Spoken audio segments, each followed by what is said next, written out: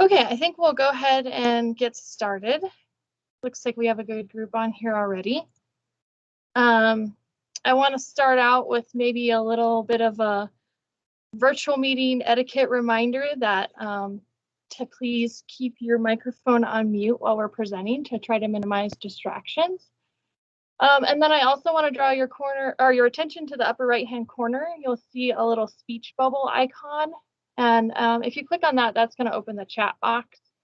And we're going to use that feature today for asking questions. So if you have any questions as the presentation's going, go ahead and type them in as they come to you. And then we have about 15 minutes set aside at the end of our presentation to answer those questions, and we'll answer them in the order that they came in.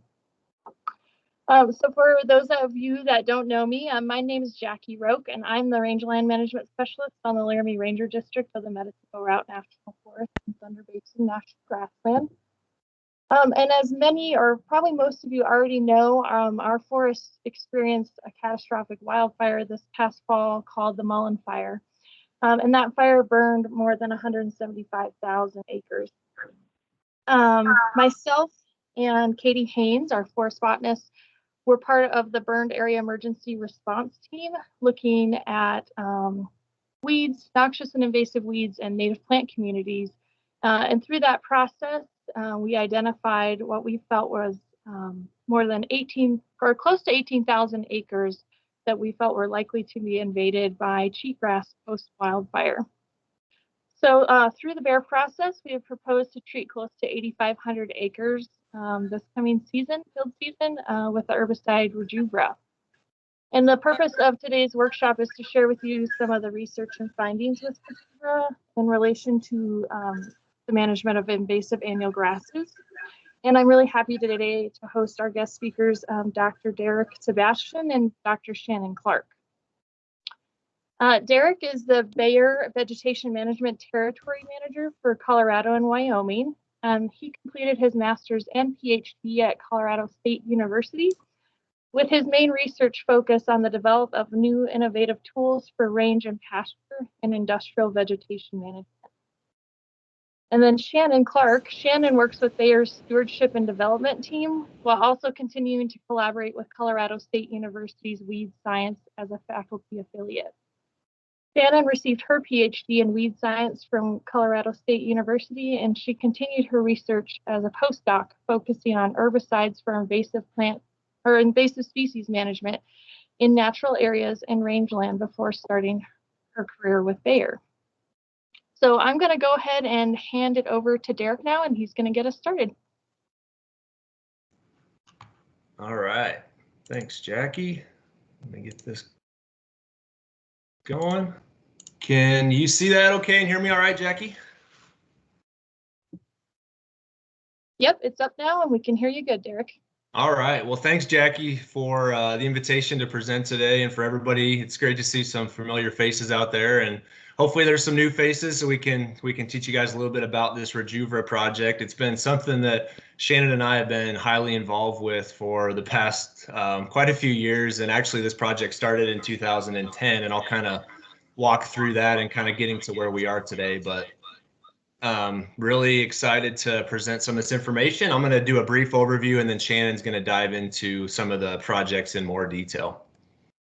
And so what are we going to talk about today in this workshop webinar? This is really designed for federal, state, private land managers, universities, all of you guys that are battling invasive winter annual grasses in the West, because, you know, the past few years in particular with the wildfires, it's just become such a heightened issue and a landscape scale issue that we are really trying to figure out how to grasp, and how can we proactively manage some of these areas before some of these wildfires, like you heard about with the Mullen Fire and everything, and some of these others, Cameron Peak and so on. And there's a lot of new research out there this is actually in press that just came out talking about how the past decade there's actually been the most spread of invasive annual grasses in the Western US in our history. And then this shows you some of the new tools, and I'll talk about Rejuvra like we mentioned, and then how seed bank depletion, if we can focus our eyes and our sights for seed bank depletion, I think that's really where we can gain ground on these invasive annual grasses, and maybe why in the past we haven't been able to quite gain as much ground as we would have hoped. And then really the idea, and hopefully one of the main takeaways you'll see, is how do we preserve and protect high priority areas that have the remnant understory of desirable perennials. So those sites that still have that available option of treating and having them respond favorably instead of having to reseed and these very highly degraded sites. So let's prioritize sites that we can increase our level of success on overall.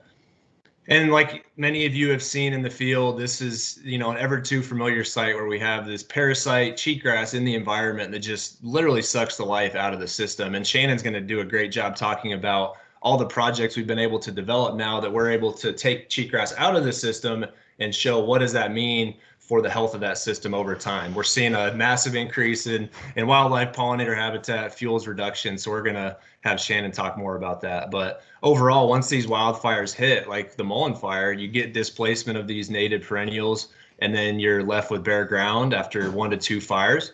And then from there, it's, re-veg, which is very expensive and a difficult task. And then, like I said, these monocultures develop, which is very difficult. So we need to be more on the proactive side and how we can manage these invasive annual grasses. Because what we know is desirables, reseeding is very difficult and expensive, like I mentioned. And so one of the key takeaways that I hope that you get is that we must really act now. We can't wait. We got to, target these desirable perennial plant communities that we still have the chance of restoring, because some of these systems are going to be, are completely lost at this point. It's going to take, it's going to take massive amounts of effort to get them back to a state that they once were, where we still have the opportunity, like this picture shows, of restoring the sites that still have those intact perennial systems.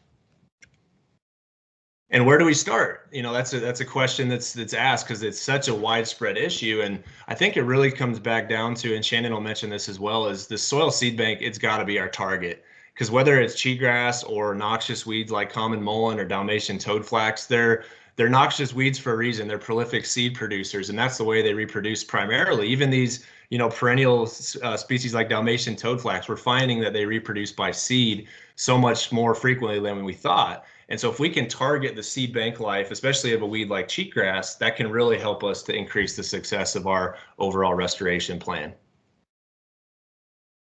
And this is just to show you kind of the differences in what's been used in the past, like tools such as burning alone or plateau or masopic treatments, and why have we had somewhat of limited long-term success with those? And it really comes down to the physical properties and chemical properties of those tools, where plateau is very, very water soluble. And so you could, and I'm sure many of you have seen this, where you could go from 100% control that first year to 20% or 0% the second year, just based on the fact that plateau, it doesn't stay in the soil very long, so it's not going to get you that seed bank control that you would need to deplete the seed bank of weeds like cheatgrass. And the same for water soluble tools like Tordon or Telar, things like that. We got to get beyond that, just initial treatment of that 1 year. We got to really expand that to the seed bank life of the weed that we're targeting. And today it's cheatgrass that I'll talk mostly about.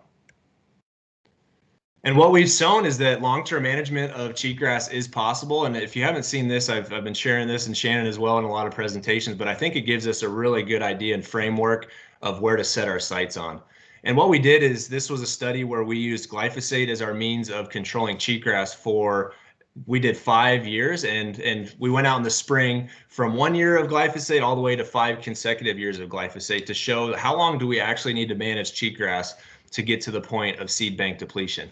And I want to mark your eye to this point right here. So this was, if we did 1 year of glyphosate on cheatgrass, we got really good reduction in cheatgrass. So, we almost zero cheatgrass, but then by the second year, it was rebounding via the seed bank.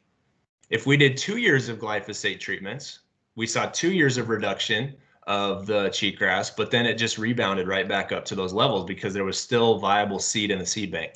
Even 3 years of management, we did 3 years of management, and it jumped right back up into untreated levels by that third year. And it wasn't until the 4th and 5th year of treatment that we were able to get to that seed bank depletion zone. And to show you a visual of this, we actually went and took soil cores for the last year of the study to show how many seeds are actually viable in these different management scenarios. And this is what we found. And it's really interesting because, look, no management, you could expect a lot of seedlings in that seed bank. But even if you did 1 year, 2 years, 3 years of management, we didn't really get over the hump until we got to this 4 and 5 year period. And that is really where we got to set our sights, because if we're only managing for this short-term period, you're going to expect that to get reinvaded very quickly, relatively quickly. Whereas if we can set our sights on this 5-year, 6-year period, that's when we can get to the treatment level of success that we're looking for. So Rejuvra in general, when this project started, this was at CSU in actually 2010. Some of the first studies, or the first study was sprayed in Rifle, Colorado, and then it expanded into all the Western states. Dr. Harry Quick is part of our stewardship and development team, and he worked with all the major universities the past 10 years to put out research trials to look at not only levels of control, but also the native tolerance to this Rejuvra tool. And what this showed, and what the amazing thing was, is when you go back even to that 2010 trial, what they did was, we sprayed it, and what we saw is that we could selectively take out cheatgrass and promote our perennials, and that was grasses, forbs, and shrubs. And that's what this photo is showing, is once you can take out that parasitic cheatgrass on the left, just what all of that system can do to recover, and how you can set that system off on that trajectory back towards something that we're really after. What have we done in the West to date? There's been over 130 replicated field trials, so a lot of trials. There's been over 18 university departments, 22 faculty and students, and then a lot of collaboration with agencies, governments, counties, cities. There's probably a few on here that we've worked with, and we couldn't have done it without all the collaboration. And, just because the West is so vast and there's so many moisture regimes, soil regimes, so to have a tool that provides consistency is what we were seeking with this research program, and we've seen some really, really cool results, which Shannon will talk about.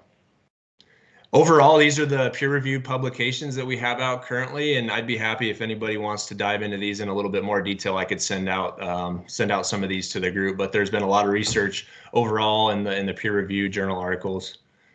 And then the exciting thing was in 2020, so last year in June, we got the EPA approval, and that's been the thing. We've used Section 18s up in Wyoming for Medusa head and ventinata, and we finally got the full grazing label for Rejuvra, and that's going to be a 0-day grazing restriction. You can bring cattle directly in after treatment, although we recommend some time for that herbicide to get incorporated before you do bring livestock back in. If you've heard of Esplanade 200 SC, I just wanted to kind of give you the breakdown moving forward between Rejuvra and Esplanade.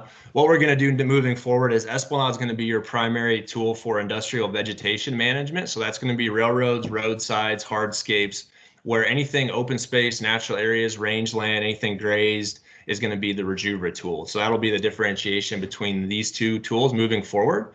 These both will also have a full grazing label, so not just Rejuvra, but Esplanade 200 SC. And then there's a difference in application. Esplanade moving forward is only going to have a ground application, where Rejuvra, these western sites that Jackie's talking about, we need that aerial application label. So that's what Rejuvra does have currently. And we control all the major invasive winter annual grasses for multiple years: cheatgrass, Japanese brome, red brome. We have a lot going out in Medusa head and ventinata, jointed goat grass. We're finding bulbous bluegrass. We do control the bulblets that come from those plants, which is exciting. And then feral rye, which does require multiple applications to really get to the seed bank depletion zone of that weed.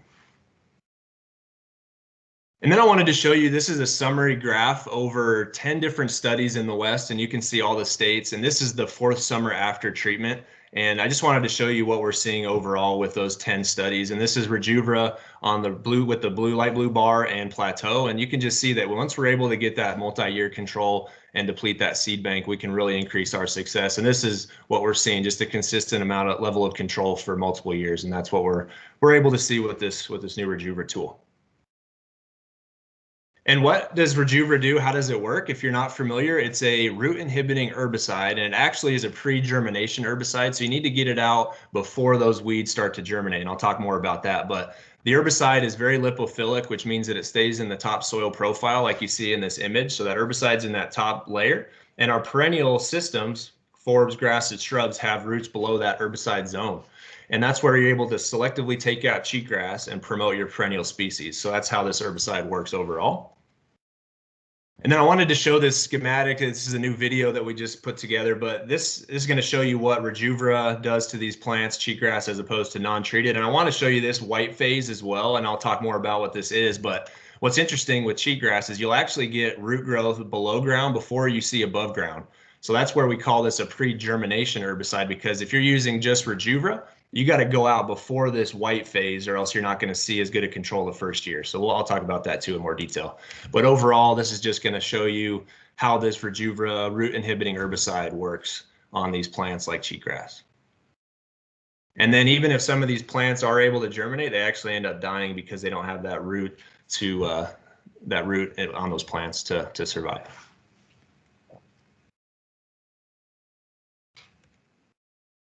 Okay, now let's just move quickly to application recommendations. This is something that's really important. So if you look at, this is either your calendar recommendation by month or your growth stage. And those can be different depending on the location that you're working in, but pre-germination, pre-emergence, when you don't see any white phase, you're well before germination, that's when you can go out with Rejuvra by itself. That's June, July, early August. Once you start seeing this white phase where you may not see it above ground, but you can get below ground growth, that's where we need to combine a tool like Plateau. So Plateau, 5 to 7 ounces plus Rejuvra works very well during this time. And then as you get into this later season and the dormant season, once your natives go dormant, you can add glyphosate or Roundup to the mix at a low rate, 6 to 12 ounces, and get that post-emergent control with the glyphosate. And then Rejuvra is going to give you that long-term control. So depending on the time of year, you could spray almost any time of year. It's just really what tank mix partner you want to add, or if you want to go with Rejuvra by itself. For labeled application equipment, I'll just talk briefly. We're labeled for tractor, ground, we have fixed wing, helicopter. So we really, any of these different types of methods are labeled for application of Rejuvra. I did want to give a little bit more background on some of the learnings of our aerial applications. It's something that's important both by air, but by ground and by air. But having uniform coverage is so important with a product like Rejuvra. We need to blanket that soil surface with this herbicide in a uniform way, because you can imagine the millions of billions of seeds that are trying to germinate within that landscape. We need to make sure that we're getting that herbicide laid out on a blanket so we can get that longevity and control. So what we recommend is a minimum of 5 GPA, fixed wing or helicopter, medium droplet size, and then the distance of the outermost nozzles must not exceed 75% the length of the wingspan or rotor. So those are some of the things that we highly recommend for aerial.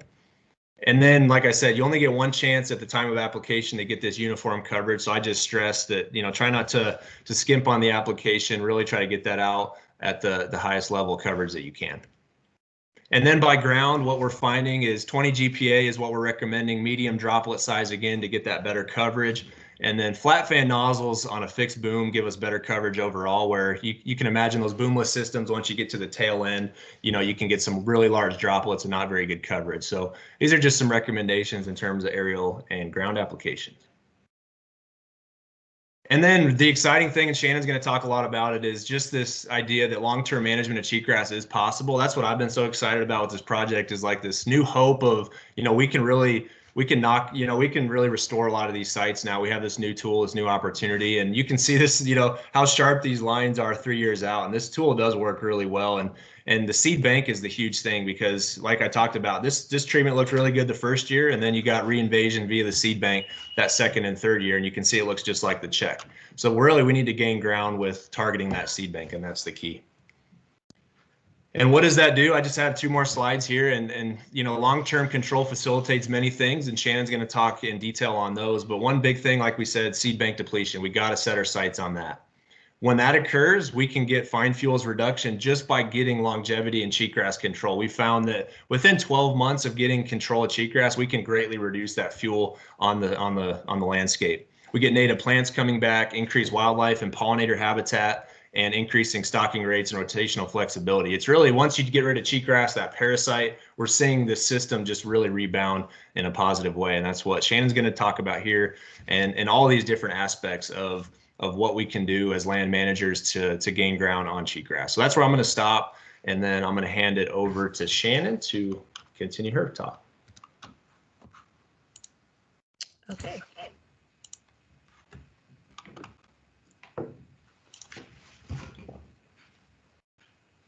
Okay, thanks. Can you hear, or can you see my slide?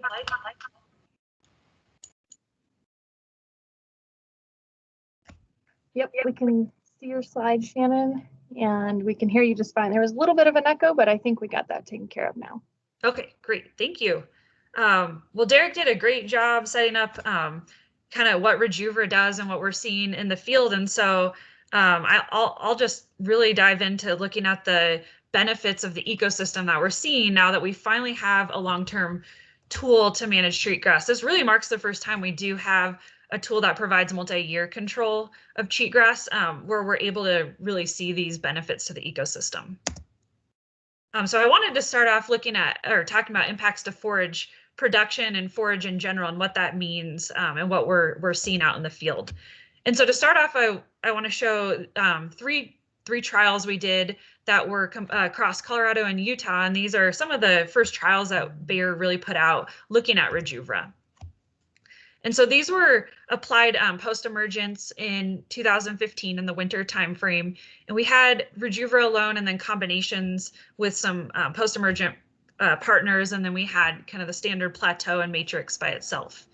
And so what we saw the first year after treatment was you see the Rejuvra doesn't have great control because this was provided or applied post-emergent. And so we wouldn't expect to get everything that first year. But when we combined it with a post-emergent product, we do see better control.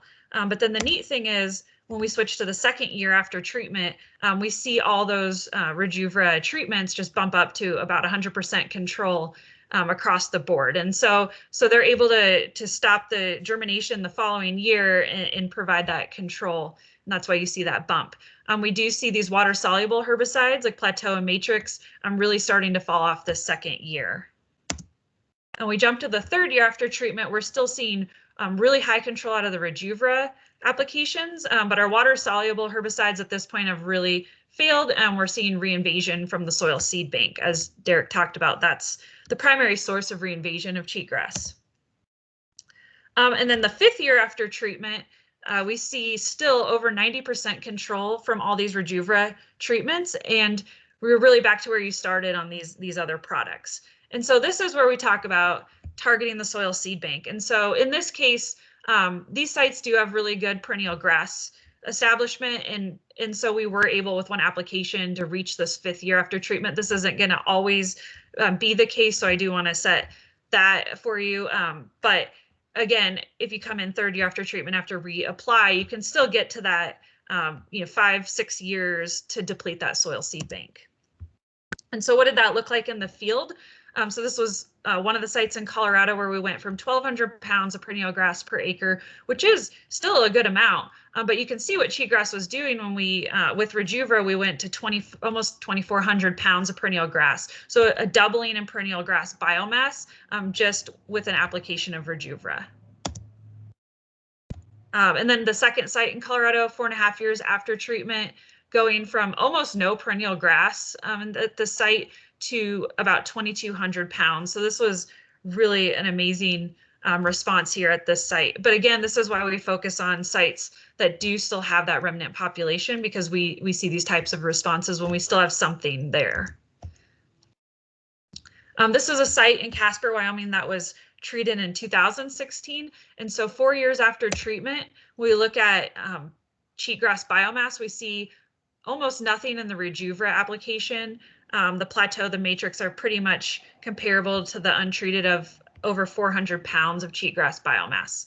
When we flip this around and look at perennial grass biomass, you see Rejuvra nearly 900 pounds per acre, and these short-term solutions that did provide first-year control don't allow enough time for the perennial grass to recover, so you don't see that response in the perennial grass there.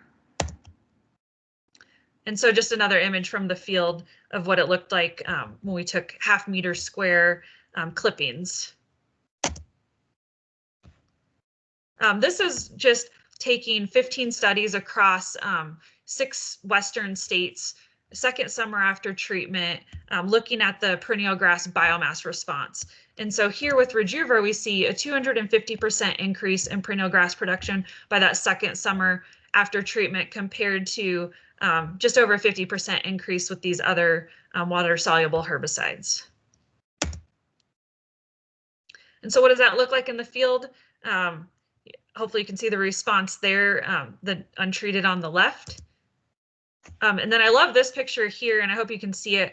But it was treated on the left here, and you can see this grass putting on all these seed heads, or if you look on the right, that western wheatgrass is actually not even seeding out. And so you can, I think this visually just shows the impacts that cheatgrass is having on a system.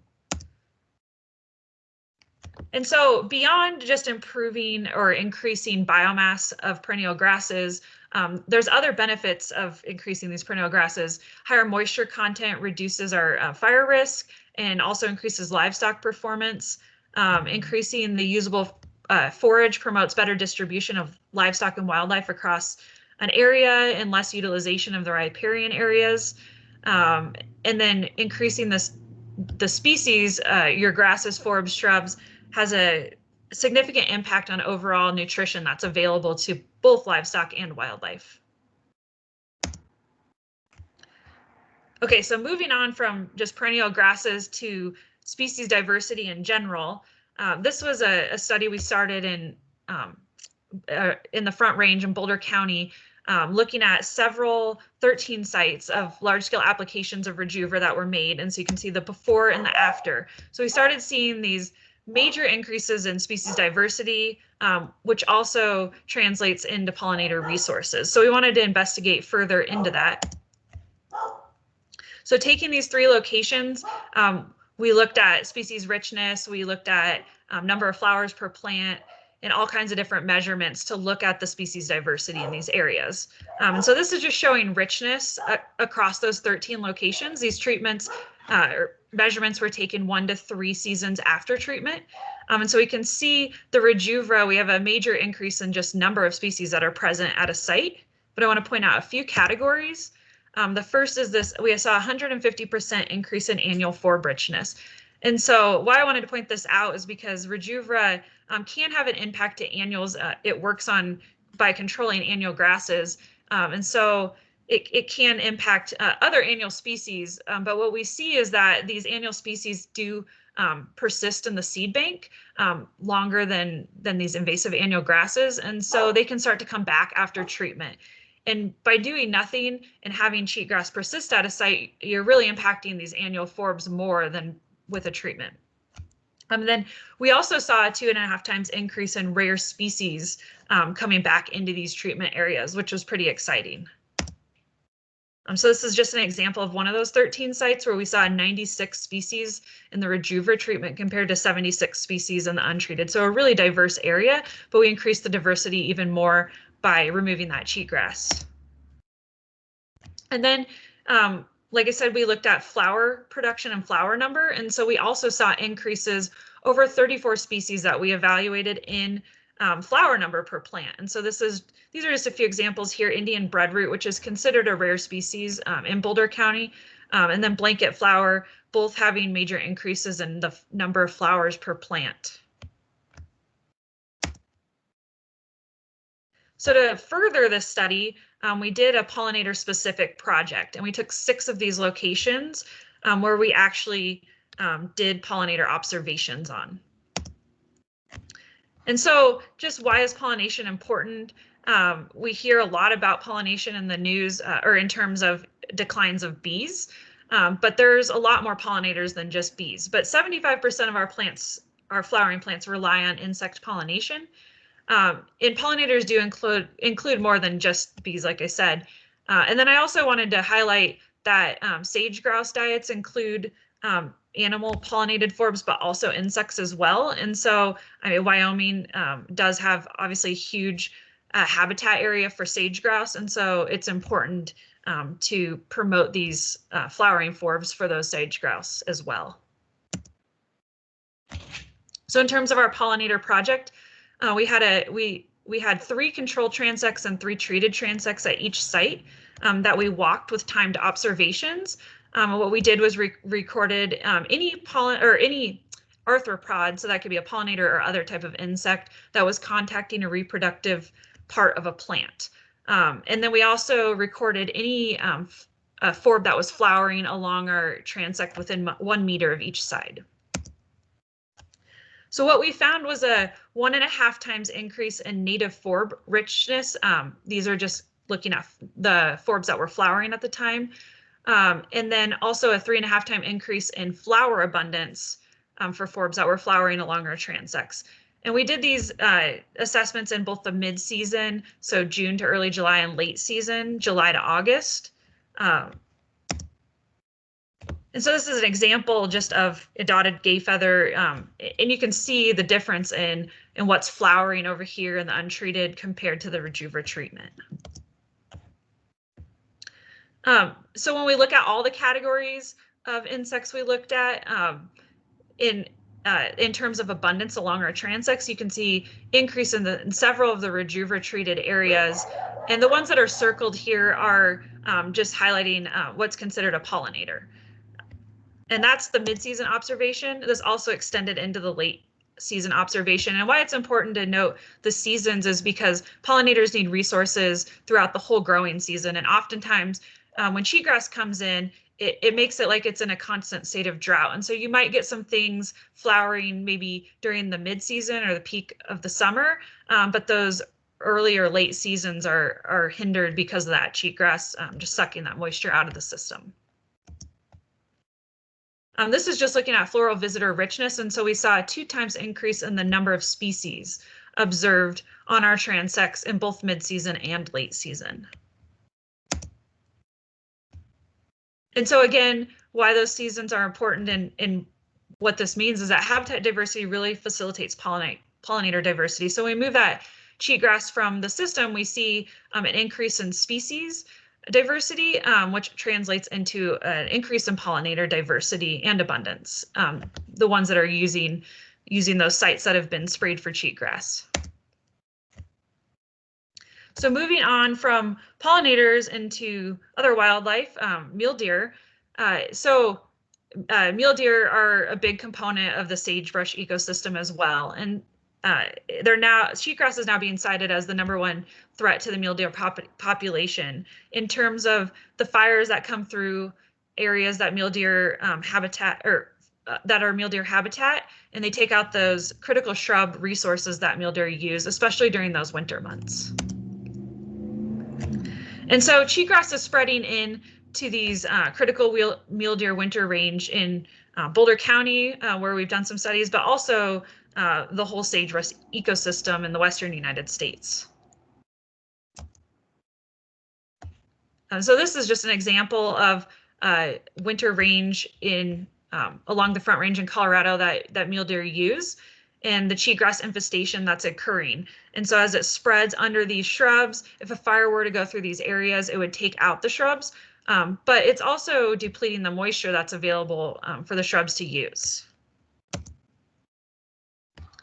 And so Boulder County, they conducted a study across several sites that they had shrubs in that were considered mule deer winter range, where they had applications of Rejuvra compared to areas that were not treated. And all these applications were made at a winter time frame. These are the shrubs that they evaluated.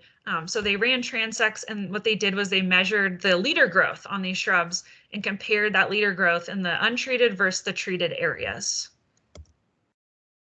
So what did we see? Well, we saw across these 7 shrub species an increase in leader growth in every Rejuvra treated area.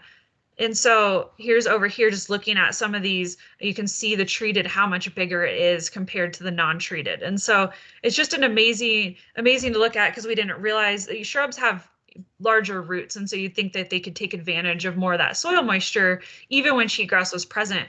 But this really shows that cheatgrass is impacting these shrubs severely, and then in return impacting the available forage that mule deer do have for winter utilization.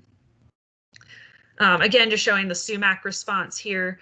Impressive, went from 7 inches about per liter to 18 inches per liter just by removing cheatgrass from the system. And there's an example of a sprayed site, the treated and non-treated area. For further information, we did do a little write-up of this, and so you can find that at Southern Rockies Fire Science, the write-up of the study that we did. So to further the project, this last year, Boulder County actually installed game cameras in these areas to track the utilization of the mule deer in these areas. And so what they found, they tracked them from November 15th to January 15th of this year, last year to this year. And looking across 3 sites, we did the number of bucks, does, and fawns. And so this light blue bar is the Rejuvra treated area. And you can see across all these categories, we have more utilization. We're tracking more mule deer in the treated areas compared to the non-treated areas. So the deer are even recognizing these treated areas and they're utilizing them now. So just like the pollinators utilizing those treated areas, the mule deer are as well. And then the cameras detected an average of 63% of days with mule deer in the treated plots compared to 25% of days with mule deer in the non-treated sites. So pretty impressive, but we would expect that, I guess.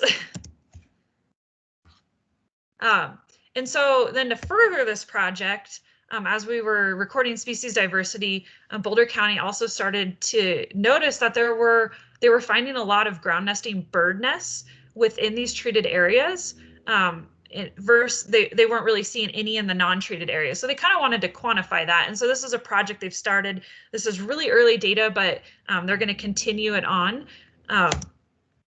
And so they found overall 12 ground nests in the Rejuvra sprayed areas while collecting this native species data compared to 0 nests in the unsprayed areas. And when we jump to this map, this is just one of the properties that they looked at. And these green areas are treated areas and the yellow plots are the non-sprayed cheatgrass sites. And so these blue dots represent the nest locations that they found and then the number of eggs that were present in those nests. So you can see no nests were found in these non-sprayed sites, but a total of 7 nests found in the sprayed sites. So that's pretty impressive. And it makes sense because when you have cheatgrass infiltrating these areas, it takes up all that ground space. But when we have a healthy ecosystem, naturally we have space between these perennial grasses, and that's where these birds put their nests, these ground nesting birds. And so that cheatgrass is really impeding their nest placement. And so this study will continue into next year to get more data. So lastly, I just wanted to talk about the impacts of wildfire and then using Rejuvra treatments to potentially influence fire behavior. And so these annual grassfield wildfires are really devastated our western landscapes, and especially in terms of sage grouse. And so I wanted to put this figure up. It shows the sage grouse current range, which is this dark green, and then the light range is the historical range. And so sage grouse habitat has been on the decline for years, and a lot of that's due to these fires that have gone through the sagebrush ecosystem and then completely removed the sagebrush, which the sage grouse rely on. And so I've highlighted these areas here because you can see that over here is on the right is the cheatgrass distribution across the west, and the darker the area, the more cheatgrass infestation you see. And when we come over here and see those same spots on the sage grouse map, we see the light green, which represents it's a historical range, but the sage grouse aren't currently present there. They've lost that. And so that's just showing the direct impact cheatgrass is having on sage grouse, and mostly due to these wildfires. So we look at the wildfire map from this past fall, September 2020. A lot of the United States, or the Western US was burning during that time, unfortunately. But I wanted to point out 3 fires, the Mullen fire, which is why we're having this webinar today, to discuss treatments moving forward from that fire. But then the Cameron Peak and Cowwood fire, which occurred on the Front Range of Colorado, and I'm going to show some cool images we got after that. So the Cowwood fire occurred in Boulder County, and this is an area that was sprayed on the right here before the Cowwood fire, June of 2019. And when we flip to after the Cowwood fire, we can see that the high level of fine fuel resulted in a really intense burn over here on the left. But over here on the right where it was treated, the burn was much patchier. And then another example of this before the wildfire and then after the Cowwood fire. Again, this sprayed area, the burn went through a lot patchier, quicker, less intense. And then just looking at the impact to shrubs, and this is what's so critical in terms of when we talk about the mule deer and the sage grouse, is those really hot burns that completely eliminate the brush from the area, compared to here where the area where it burned through, but it was patchier. And so you can see the green leaf still on this shrub. And so that shrub will survive. This one on the left most likely will not. So again, just another picture showing the area that's not treated, and you can see the difference in how much that burned compared to the Rejuvra treated areas. And then this was the Cameron Peak wildfire, which was near Fort Collins, so north of Boulder. And they had sprayed their trail sides with Rejuvra plateau. And you can see that fire came through this cheatgrass infested area, and then it kind of stopped or didn't burn much through these trail sides. So that perennial grass is still persistent there. And then again, just another view of those trails. And so this area, they did have a lot that they sprayed, and a lot of what they sprayed did burn as the fire moved really quickly through. But we had really great examples of areas that didn't burn very much that were treated. And so it just shows how you could use a tool like Rejuvra in getting this long-term control of cheatgrass, what it does in terms of fire. And then I just wanted to quickly show some information on applying Rejuvra after burning. We have done that, and this is a trial that we're actually working on publishing right now, but it's looking at Rejuvra and then Rejuvra with plateau applications after burning. And so this was 2 sites. The applications occurred 6 months after burning, and you can see we had about 94% control in the Rejuvra alone, 100% control 2 seasons after, or 3 seasons after, with Rejuvra plus plateau. So really good efficacy after the burn occurred. These were planned burns, but in terms of wildfire, it'd be the same concept. And so you can see the non-treated here. I wanted to just show an example that the burning alone definitely didn't keep the cheatgrass out. There's plenty of cheatgrass that came back in, but Rejuvra plus plateau, you can see those shrubs, those forbs, those grasses coming back into that site. And then lastly, I just wanted to end on this, since a lot of you joining today are working in Wyoming with the Forest Service. Wyoming's really become a leader in these large scale applications, especially these large scale applications of Rejuvra. And so some of the cool projects happening, Sublette and Teton County have started thousands of acres of restoration projects. So far, Sublette County has treated 36,000 acres for cheatgrass across, I think, about 8 or 9 years. And there's just an example of some plot research we did in Sublette County, but you can see the response there of the perennial community. And so this is really exciting. Sublette County hasn't had a lot of cheatgrass infestation, but in the past 10 years or so, they've seen it move more and more and higher into higher elevations. And so they're really treating it almost as an EDRR response. And so they're starting to go after this cheatgrass to avoid it taking over. And then Sheridan County, back in, I think, 2016, they found Ventonata medusa head for the first time in the state of Wyoming in Sheridan County. And so they've taken an approach to try to get rid of this quickly. And so they've treated thousands of acres. And so this is just one of their operational treatments. You can see from the air, they did close to 40,000 acres between Campbell and Sheridan counties in 2020 alone. So they're really making progress on treating this annual grass in that area. So just to end it, so really going back to Derek's talk when he talks about the seed bank, long-term annual grass control really is the key to success in these areas. It's really about depleting that seed bank because that's where a lot of the reinvasion occurs. And so just managing for 1 year doesn't do us any good. We need to reach that 4 or 5 year time frame to manage that soil seed bank and really reclaim an area. And so Rejuvra is a tool that does provide that opportunity to gain ground and really targeting areas now with desirable remnant populations of perennials is key, because like Derek again mentioned, that reseeding is really difficult. It's often not successful even with good weed control. And so we really want to target these areas now that we can save. And there's a lot of those areas left. And in turn, will reduce the wildfire threat and increase wildlife habitat. So with that, I'll leave this up, I guess, Derek? Yeah, I think so. Sounds good. And we can take any questions now. Okay, great. Thanks, Shannon. That was awesome. It looks like our first question is from Janet, and she said, how long after application will Rejuvra be effective in the soil to inhibit root growth?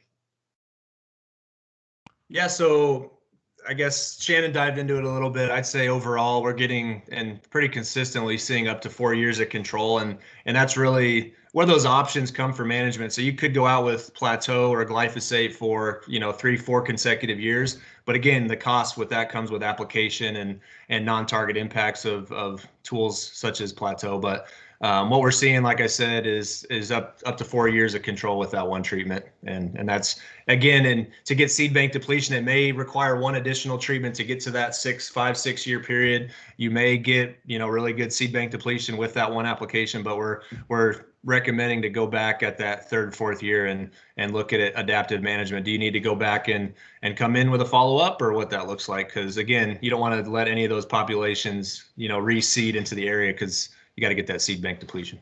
Yep.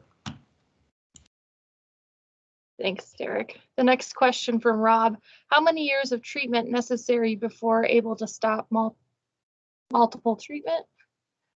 I'm not sure about the wording on that. How many years of treatment necessary in order to reach control? I think you kind of answered that, but.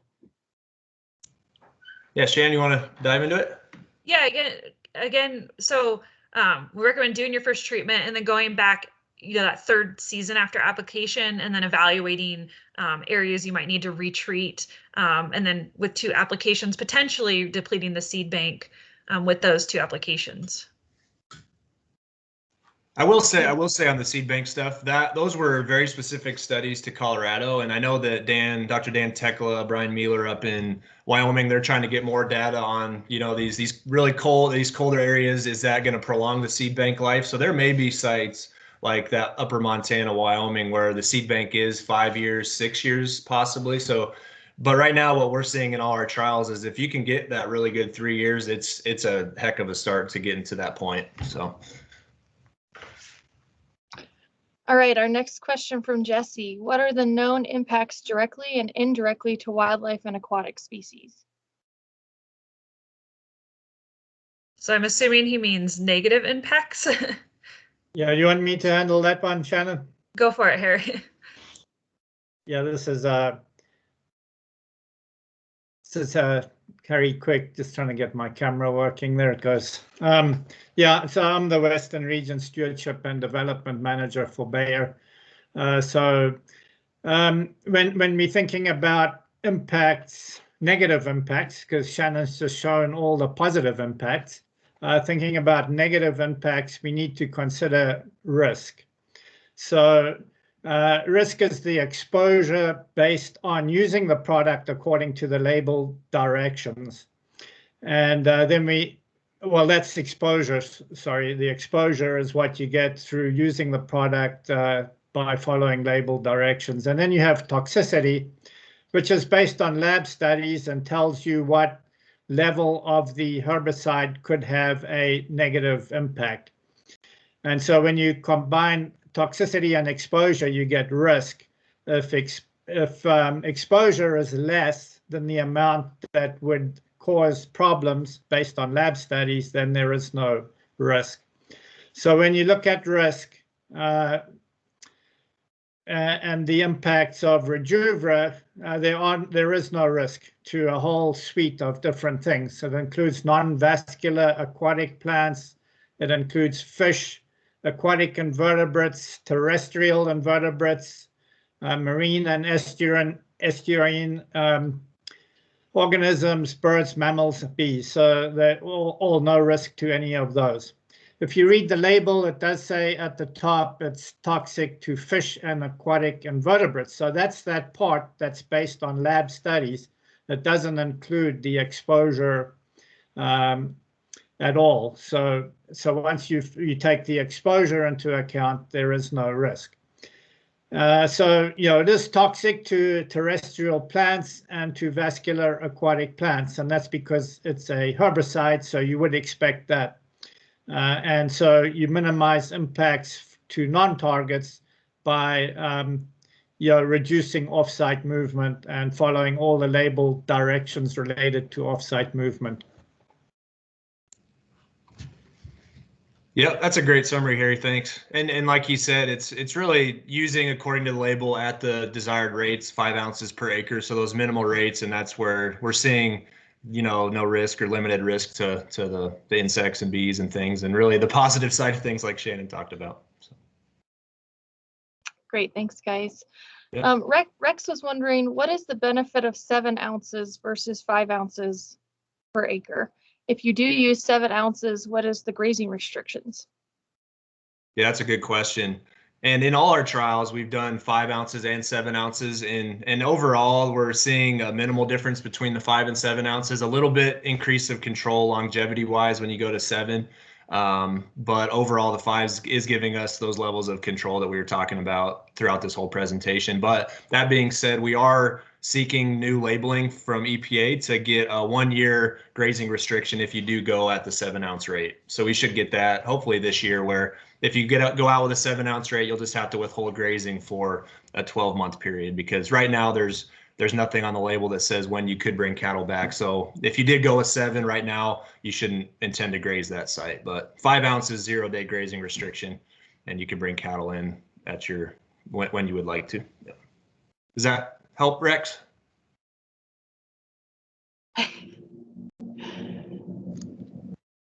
Sorry, I had to turn on my mic. Yeah, that definitely helps. I guess, so would you recommend not grazing for a while after an application? Or is it okay if you come in like a week after you do an application? Thanks. Yeah, and I'm getting that question a lot. And what I like to talk about is you don't want those cattle redistributing, eating that foliage before the herbicide is able to get incorporated into the soil. So you can imagine when you make your application, if there's not a significant moisture event to get that off of that foliage, that those cattle would consume it and then redistribute it. So what I highly recommend is to wait for a significant moisture event, so 1/4 to 1/2 inch of rainfall, and then if you can put that pasture on the back end of your rotation and wait 6 months to a year to graze it, that's just going to give you the best chances of success, I think, overall. So that's what I'm recommending. Thanks. Yep. Okay, Justin asked a question about cost per acre, which Derek already answered in the chat.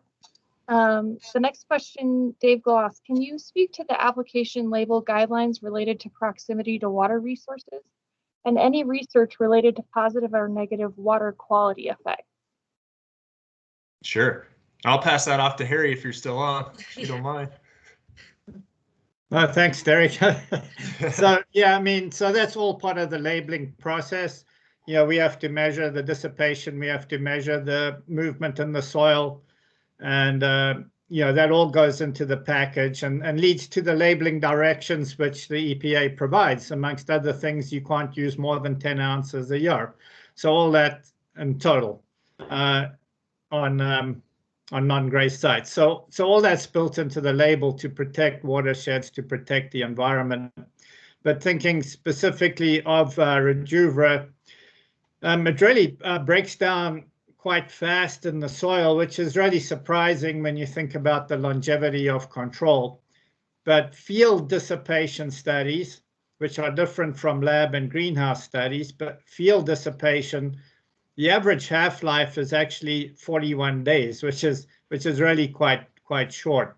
So, just if you think, well, why do we still control annual grasses for so long? One point is that the annual grasses just happen to be highly susceptible to extremely low soil residual rates of Rejuvra. And then, you combine that with our use rate, which is only in the region of 0.7 ounces of active ingredient on an acre.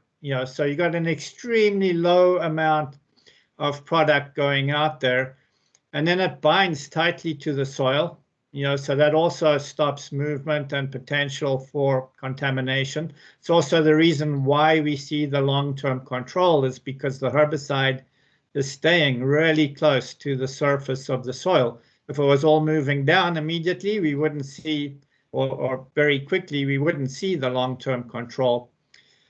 So, those are all factors that go into this. And, so we don't anticipate, when the EPA doesn't anticipate, negative impacts on water based on labeled use. We do say you should not apply it directly to bodies of water, and so you need to be sure to not do that. So I think if that might cover it. If there are other questions, just let me know.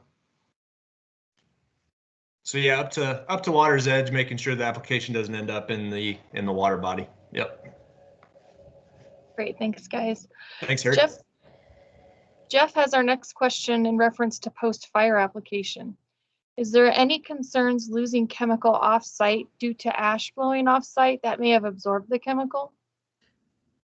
Yeah, do you want me to take that one, Derek?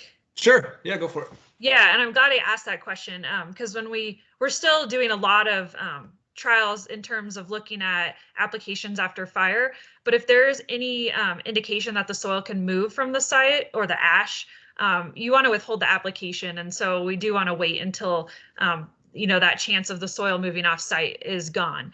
And so what that means for a time frame after fire, it's going to differ based on how much ash is present at the site, depending on how hot a fire burned through an area. Right now we have some good information on 6 months after fire, but we're now working on looking at efficacy in terms of how soon after a fire and what's that impact from the ash. So, but you do want to make sure your site does not have that, or the soil isn't going to move off site.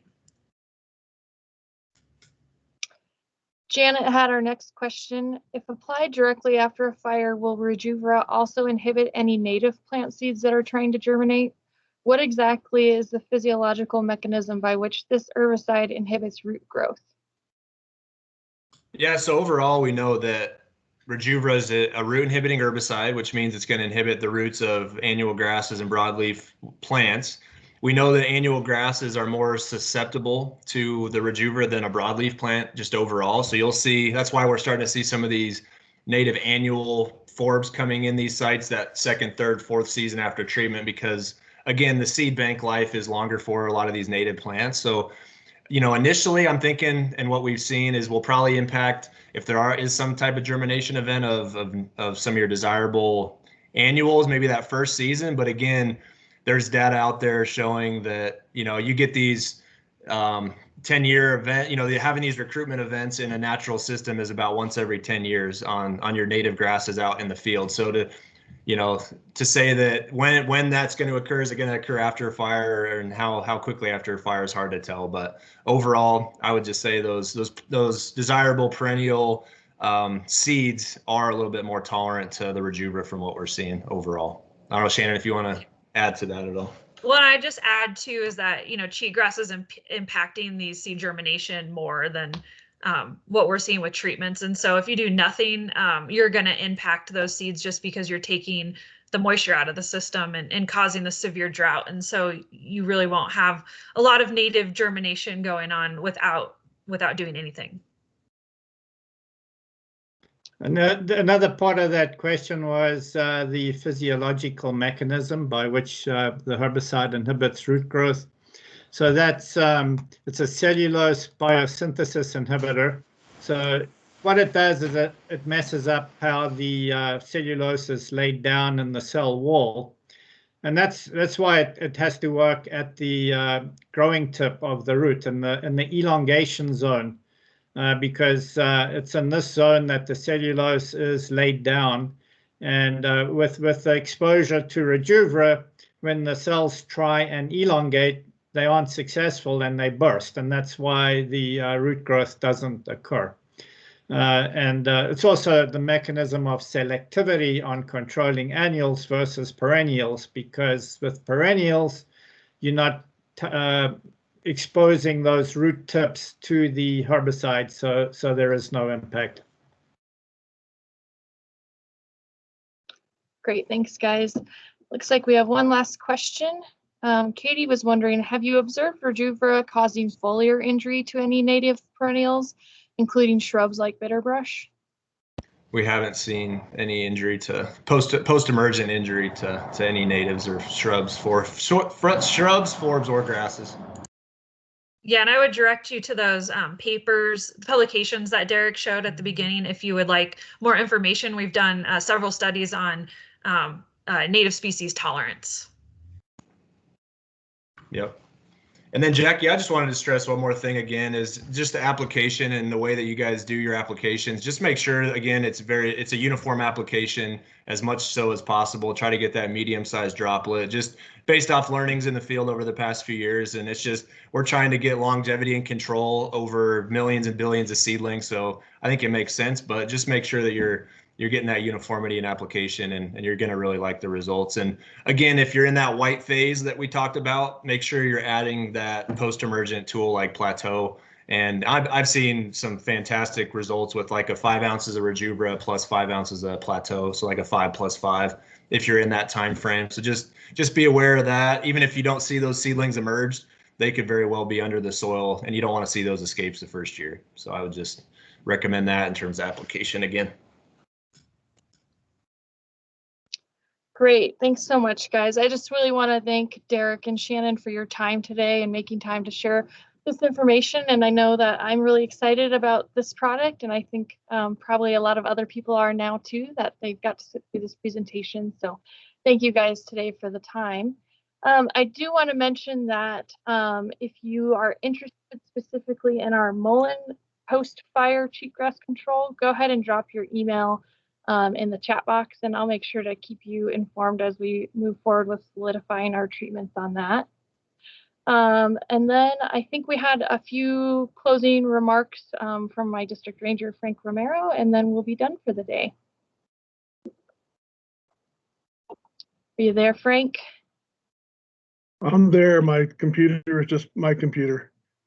Again, my name is Frank Romero. I am the district ranger for the Laramie Ranger District. And like Jackie said, I just really want to thank Dr. Shannon Clark and Dr.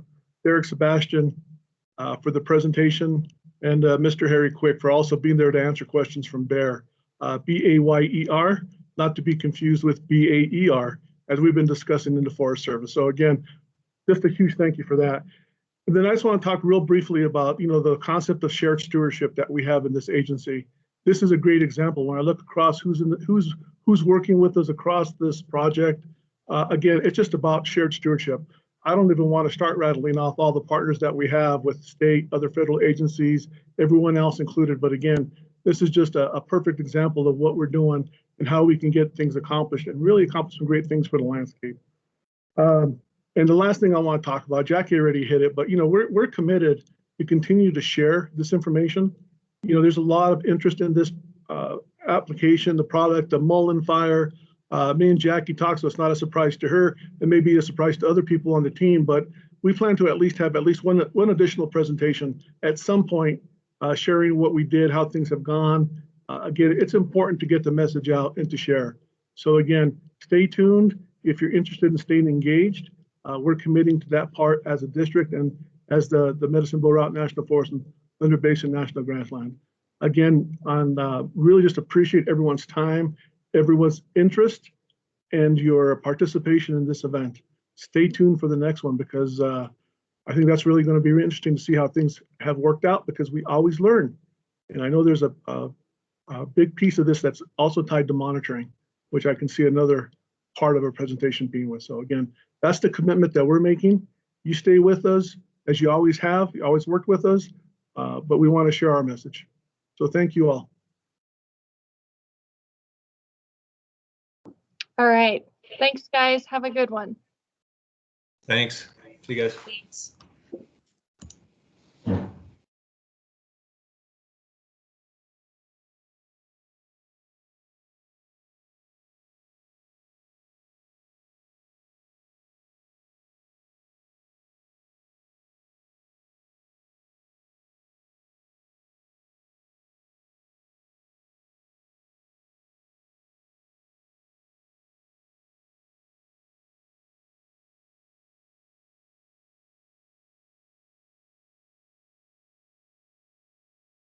You want to stop the recording, Jackie?